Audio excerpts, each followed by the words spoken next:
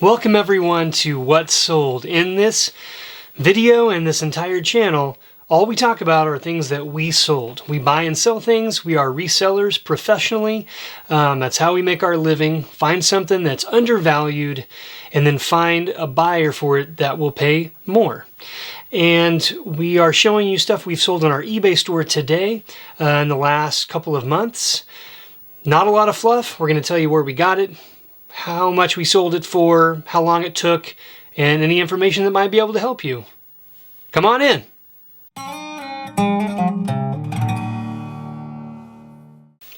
Starting off today, we're going to talk about jewelry collections. We buy and sell a ton of jewelry, and this particular sale is no different. We have this really interesting kind of vintage jewelry box, and that's what we're using here to kind of show. Obviously, some people have, over time, have left like cups on the top of it and stuff, but you can see, generally speaking, the type of jewelry we have here. This is a combination of, I would say, middle level value costume jewelry, and then up into some antique jewelry, which is a little bit more sought after. At least it has a different collector group.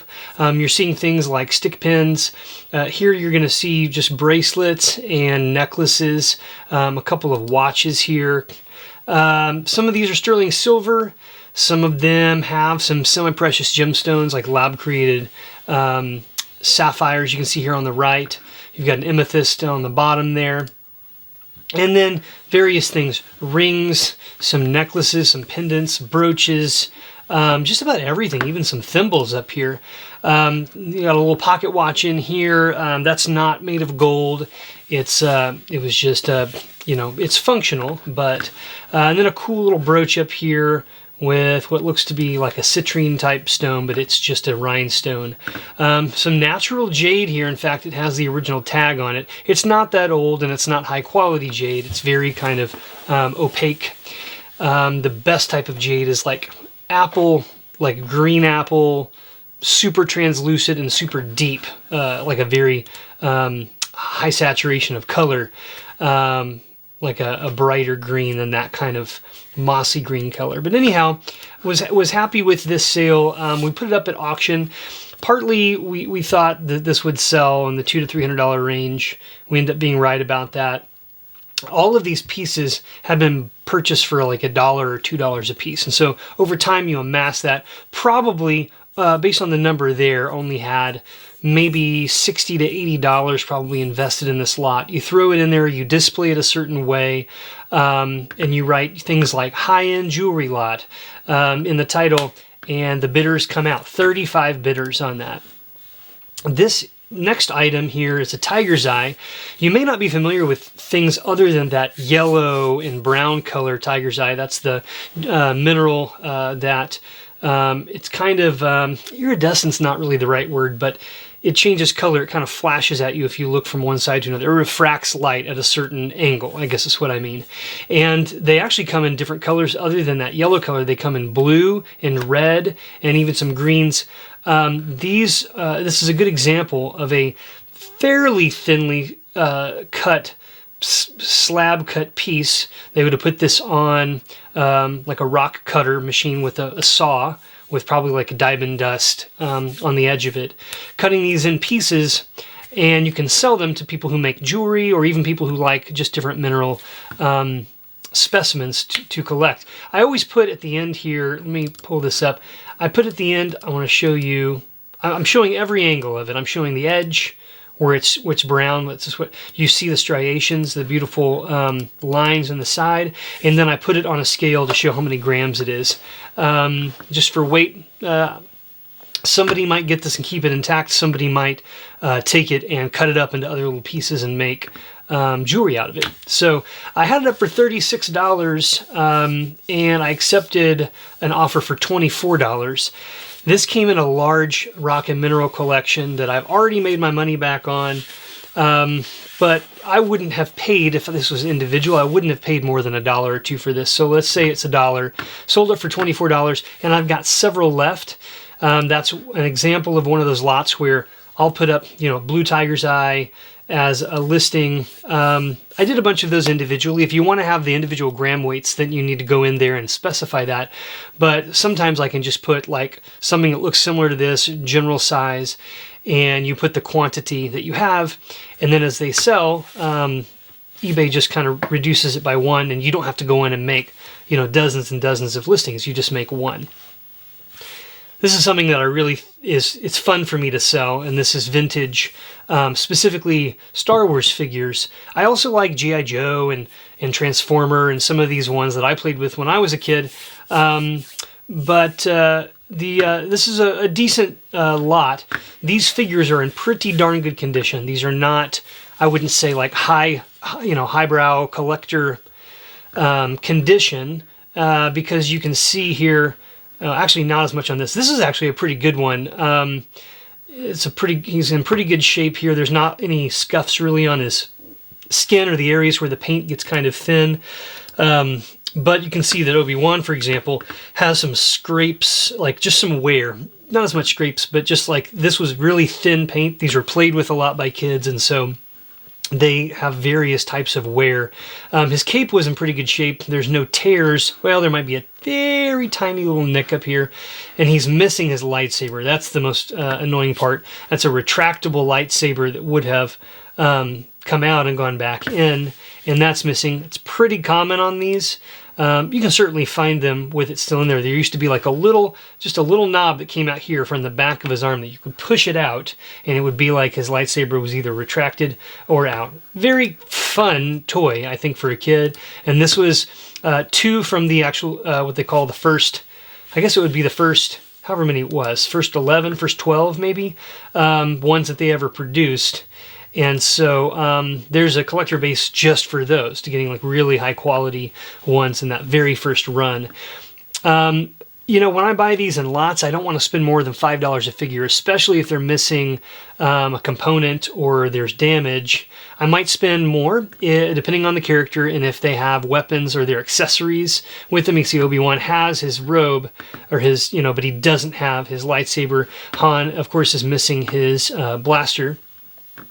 But still pretty good. So if I were to buy these out in the real world, like if I came across these in a thrift store or an antique store, which is, doesn't happen that often, I wouldn't want to spend more than $5 probably for these 2 characters.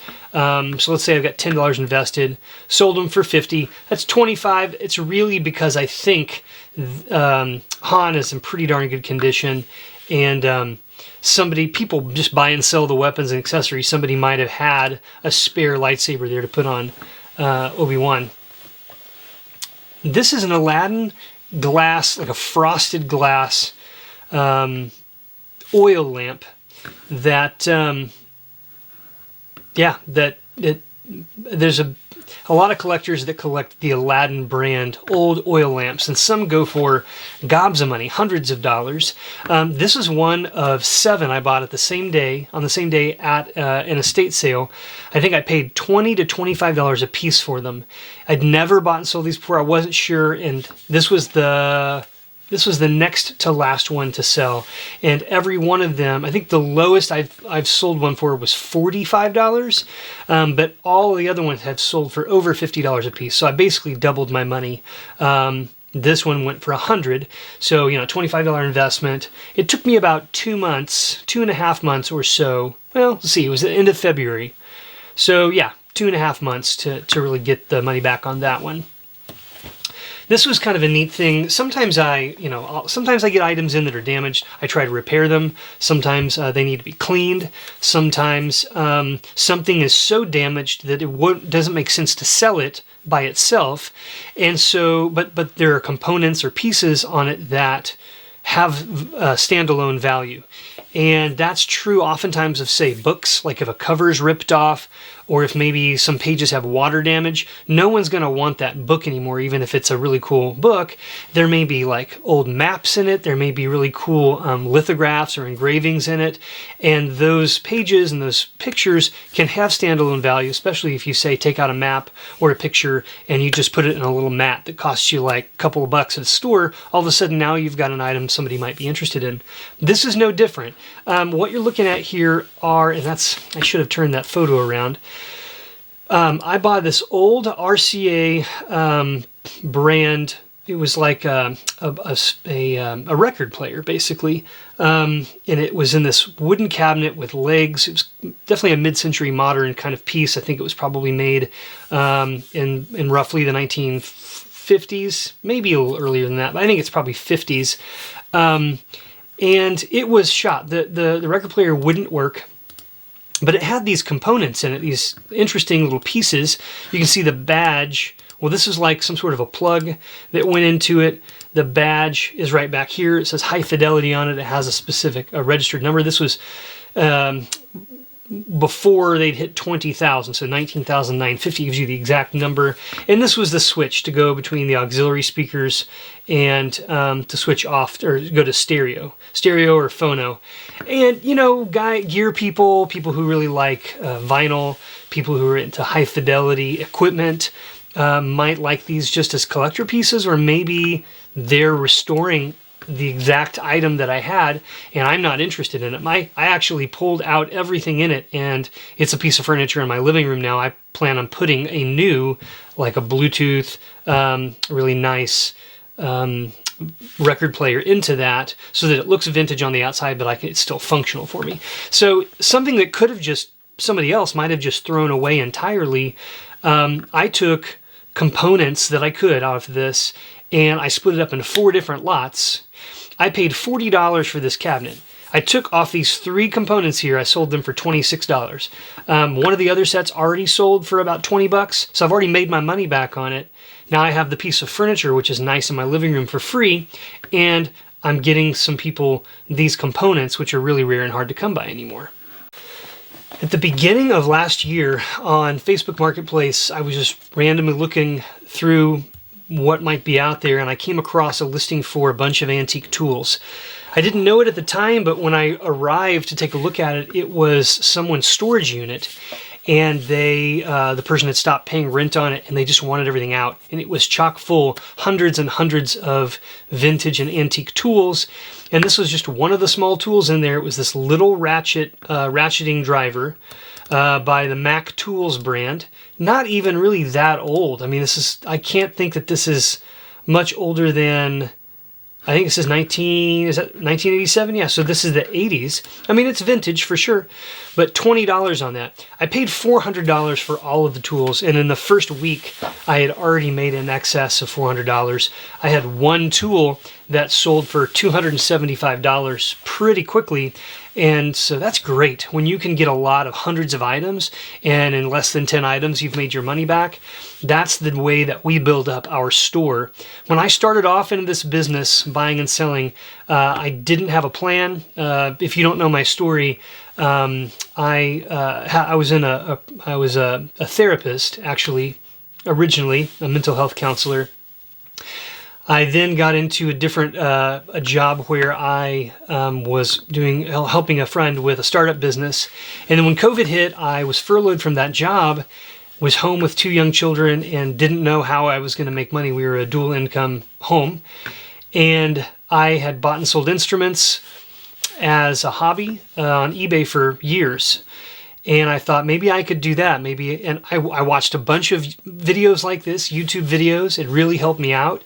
And once I really figured out how to do this business and make a living at it, and I figured out how to go beyond just going out and looking for individual items that I could just make a few dollars on, spending more money up front, buying lots of items where the price per item was much lower, when I could see value in certain items in that I knew I could make my money back. That's how I began building my store, and that's why we have multiple eBay stores and we have thousands of items, is for that reason. And so It doesn't matter what your background is. I started in this with no plan, no capital, nothing. I just had to find a way to make it work.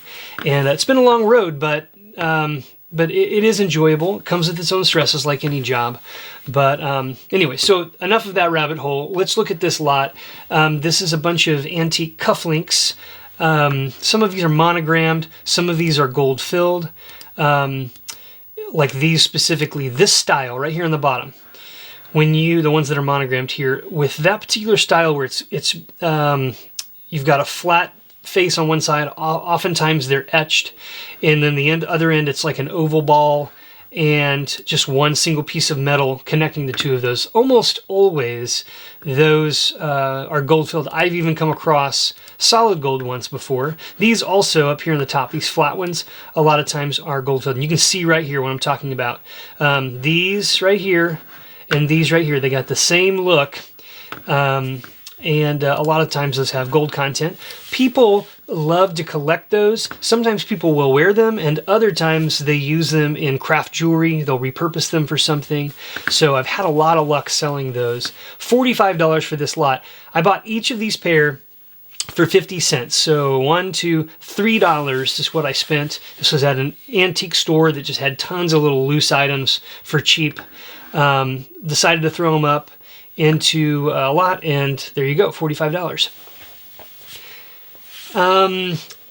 This ring, it's a fairly straightforward item. It's just a 14 karat gold, so it is gold. Wedding band, slightly etched on the edge, so that gives it a little bit of an interest. It's from the 50s, size 7, which is on the smaller side for most adult men, but still got $129 out of it. I spent $80 on this, so this was not a huge profit margin, but gold always sells. Solid gold always sells. You be familiar with what the value of a gram of gold is on any given day, because it changes every day. So if you are going to a place where you think you're going to find solid gold items, or you come across solid gold items, as long as you have cell service, look up, if it's 14 karat gold, look up 14 karat gold price per gram today. You can find multiple sites. Make sure it's in the US, and it will tell you. And then you just figure out. A lot of times you don't have a scale with you, and so like I use my ring as a good indication. My ring is right around 8 grams. So I'll put a ring or something in one hand, I'll put this in the other hand, and I'll kind of determine, okay, this feels like it's about half as heavy, roughly as heavy, less than half, and I kind of try to guess. I also look at the size. I've handled thousands of pieces of jewelry, so I have a pretty good idea. I'm usually pretty close. I figure out what the spot price would be for gold, like what the cost is per gold.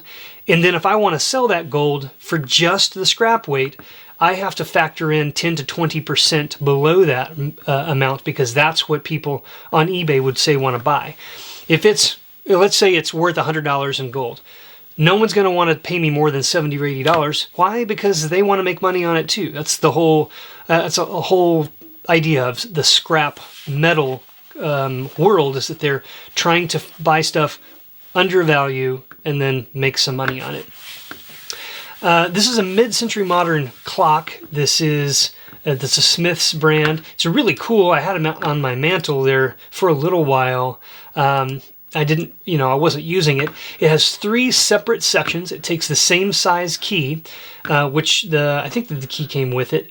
I never actually turned it on, but I just liked the look of it. The back, left a little bit, lacking. They didn't really put any effort into making it look nice, but the movement inside was pristine. And I'm just fascinated with clocks and pocket watches and things. I love those. But somebody really wanted this. It says needs cleaning. Yep.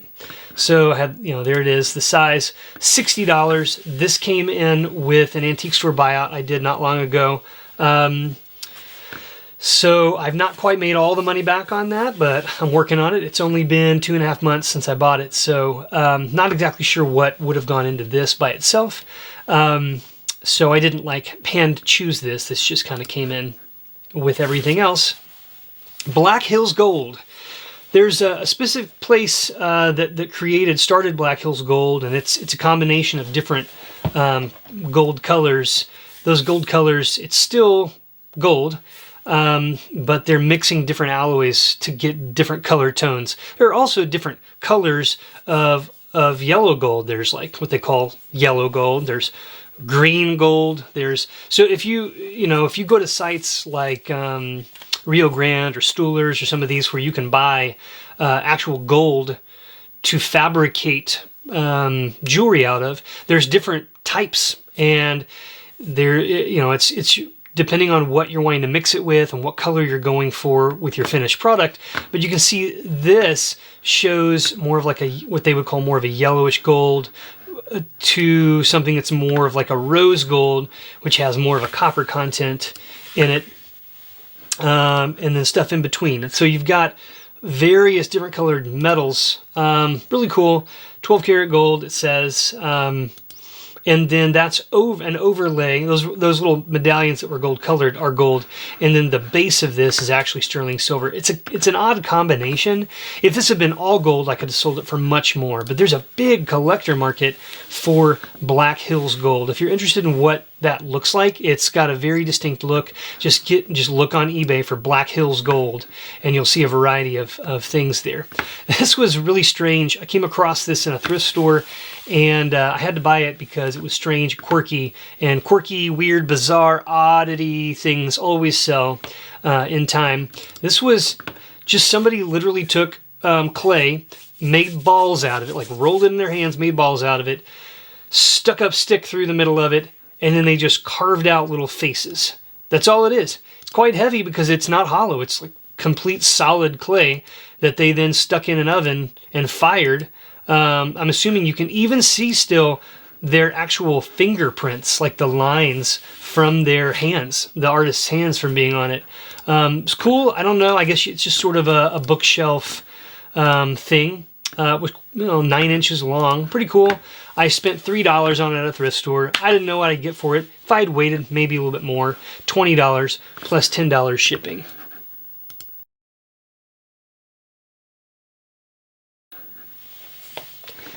This is another item that came with a bunch of vintage, camera equipment, lenses, and just various things, flashes, attachments, battery packs.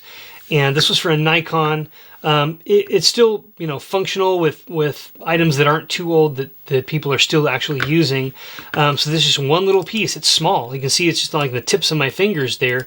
It's tiny, but it's a little flash mount. It's a coupler, I think, to connect a flash unit to it. And $26. It's pretty nice.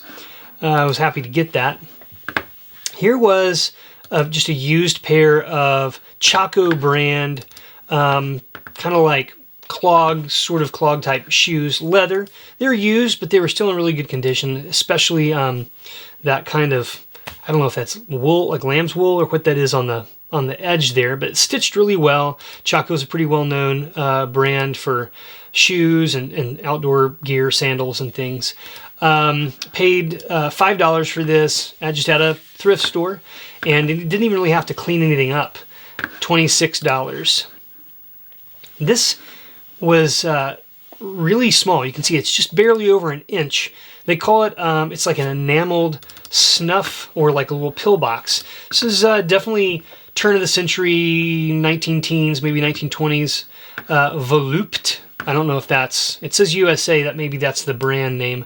There were a bunch of these. I only had 2 myself to sell. I already sold the other one probably a year ago. This took a little bit longer because it was a little bit more wear on the top of it, but it's just these little brass pill or snuff boxes, and they had like this enamel paint, so somebody came on and hand painted it after the fact on the top. $18 for that little thing. Somebody's probably collecting them, has a bunch of different kinds. This is like $1. This is like a thing you can find for $1 or $2 at thrift stores. People don't care. People aren't really using snuff commonly anymore.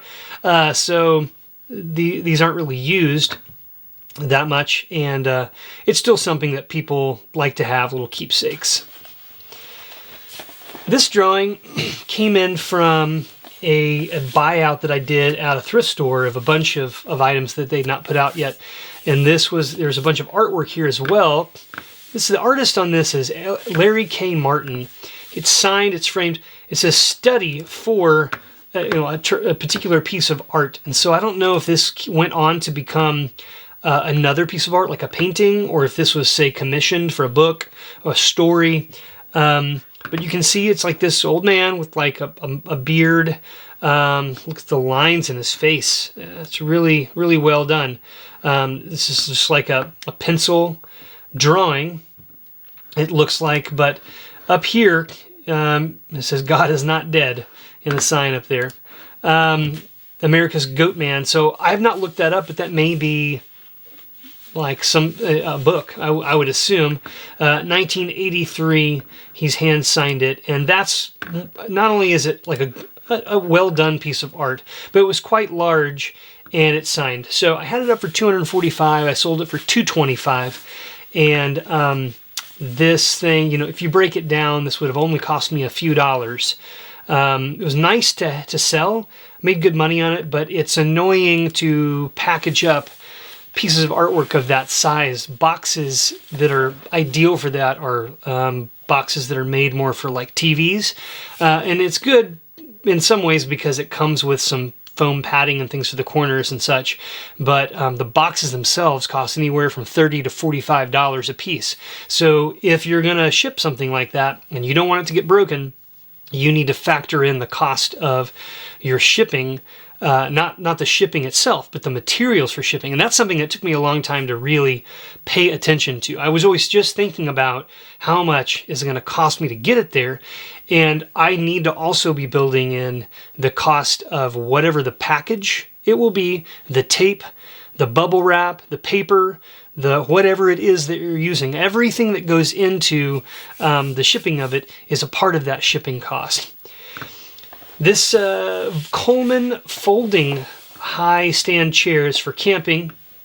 It's Coleman is a pretty well-known camping gear manufacturer, and this I don't think that they make these anymore. This was like it wasn't exactly new old stock, meaning it was older. And it had been out of the box before, but I think it had maybe only been used a couple of times because it was in the box itself was in pretty rough shape, but the stand was in great condition. I think that these only probably sold for $20 or $30 originally. I got it. I was able to sell it for almost $65. Now that was with free shipping. Shipping probably cost me $12 to $14 on that. So let's call it $50 that I made, and this came in with that same thrift store buyout, so I didn't really have much, into that as far as cost. All right, Krampus. Are you familiar with Krampus? They don't tell lots of stories to kids about Krampus. Back in the day, I believe that it originated in Germany, but and a lot of the stories about Santa Claus or Kris Kringle also hail from that part of the world. But Krampus was at a certain time in history, stories were told they were almost like counterparts. And so what would happen is, and those out there who know the story or know more detail about it, please feel free to chime in. But basically, kids, when it was Christmas time, Santa and Krampus would arrive, and if the kid had been a good kid, they would get toys and they would get different things from Santa. But if they had been bad, then they would get punished by Krampus, who is this like demonic looking character, as you can see, red with horns.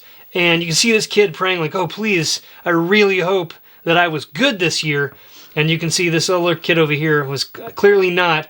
Krampus is really enjoying, I guess, swatting him with, like, looks like, I don't know, some sort of a grass leaf. I'm not really sure. But these are die cuts. So they're not stickers, but they're made of like a thicker paper. And I think maybe they did have an adhesive portion, almost like a stamp back in the old day that you would need to lick, but you could put something and stick it down. I bought a whole sheet of these, several dozen, a couple of years ago with the intention of breaking them up and selling them in pairs like this. I think I only paid like $20 for all of them, and here I just sold two, just a pair, out of the dozens that I had for $10. I think it's just bizarre. A lot of people don't know about it. And so there it is. That's why. If it's interesting, people are gonna want it from if they find something that they're not used to. This was a really cool set. I bought this pair of earrings at a thrift store about a month ago. I paid $10 for them. And the reason, I was really surprised that they were selling them at that price, because they actually had pulled them away from the costume jewelry and they put them in with more of the fine jewelry, but they still had them only marked as $10. Well, I asked to see them, and so they opened the case, they let me pull them out, and upon further inspection, I could tell that they were, the setting at the top there was sterling silver, that these pink stones were angel skin coral, and the blue stones were turquoise. The black also was the black beads that were, so these black beads were more like glass, but these square black beads are actually made of onyx. And you can see on the back, it does say that it's sterling silver. And so do you see this discoloration? You got a light pink at the top and kind of a red here, and how each one of these different stones has a different look, almost like some little lines and stuff. That is one of the ways I can tell that something is genuine coral. It's because of these lines. It's just a part of the way that this, which was a living thing at one time, it was a type of a plant growth thing that grows in the ocean. That's how it grew. Now it has been since cut and sanded down and made into a round item, but it is coral. It's not plastic. It's not glass. These are onyx. These are sterling silver little beads in between here. So this is a fairly intricate, complicated piece of jewelry that was clearly put together by hand. There's no machine that can make jewelry that's this intricate and complicated unless it has several different stages, and each stage of the process would put a separate piece of a separate stone in and everything. But these rings right here would be flat, and you slide it through the hole, and then you would have to crimp it with a hand tool and attach all of these. And so somebody, an artisan, put this together, is what it looks like to me. This was like an artist's piece, a jeweler of some kind, like maybe a private jeweler. I paid $10. I took a best offer for $68, and still I think that was a good deal for them, because angel skin coral and turquoise are both minerals and or like things, pieces that are used in jewelry, the turquoise being a mineral, that a lot of people really enjoy still wearing, a lot of people collect. And so be on the lookout for that. If you don't know how to differentiate between rhinestones, glass, collectible versus non-collectible plastics, and or different minerals and gemstones, you should spend some time doing some research. Maybe look at some YouTube videos on that stuff. We've got some stuff on that on the Rusty the Reseller channel that Slick Web Media also puts out. So go check that out if you haven't already. But and actually, my brother Rusty's going to do one of those again soon. He's got a bunch of gemstones and also the raw mineral that they come from to kind of show and compare and kind of show how to use just different testing devices like a Presidium tester. So be looking for that in the next couple of weeks. But the next item up here is these Royal Dalton brand Toby mugs. They make these in a variety of sizes and a whole bunch of different types. Men, women, historical figures, politicians, fictional characters, like you name it. There's a lot of them. In fact, we just bought a lot of 6 very large, like this size, jugs recently, like kind of mugs that are like this. They're enamel painted, on top of them having been poured into a mold and fired. They're really cool. These were really small. Only like a couple of inches tall.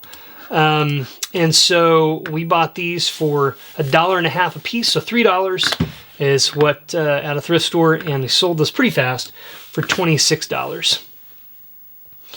Here's another example of some costume jewelry. This was all signed by Monet. Monet is a pretty well-known and fairly collected costume jewelry brand. And the distinction here in this lot was that they're all that silver tone, that silver color. So not only are we targeting costume jewelry buyers, But even beyond that, we're looking for costume jewelry buyers who like the Monet brand.